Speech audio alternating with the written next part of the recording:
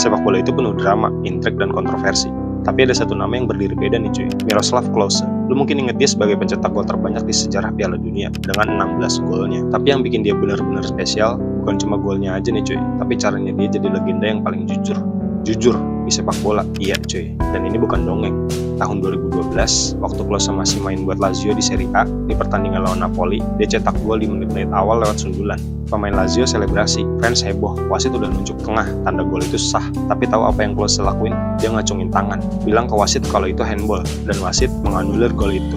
Bayangin cuy, pemain lain mungkin bakal pura-pura nggak tahu, tapi Klose, dia lebih memilih kejujuran daripada sorotan highlight, lebih milih sportivitas daripada statistik. Dan ini bukan kejadian satu-satunya nih cuy. Waktu masih main buat Werder Bremen, Klose juga pernah dapat penalti, tapi dia bilang ke wasit kalau itu bukan pelanggaran, dan penalti pun dibatalin. Mental kayak begini langka banget di sepak bola profesional nih cuy. Dan justru karena itu, dia dihormatin gak cuma sama fans, tapi juga lawannya. Tapi jangan salah, kejujurannya bukan berarti dia lembek. Di atas lapangan, Klose adalah predator. Dia lahir di Polandia, tapi besar di Jerman. Bahkan saat usianya masih 20 tahun, Klose pernah menjadi tukang kayu nih cuy. Sampai pada akhirnya karirnya baru meledak di usia yang bisa dibilang telat. Baru mulai main di Bundesliga umur 21 tahun. Tapi begitu dikasih kesempatan, dia gaspol. Piala Dunia 2002, namanya masuk skuad Jerman.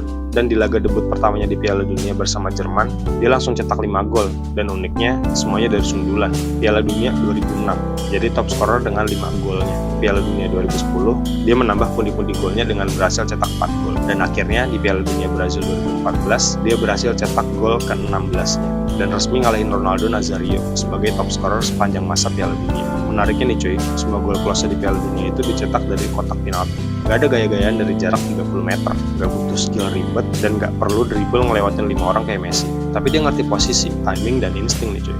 1 detik sebelum bola datang, dia udah di tempat yang tepat.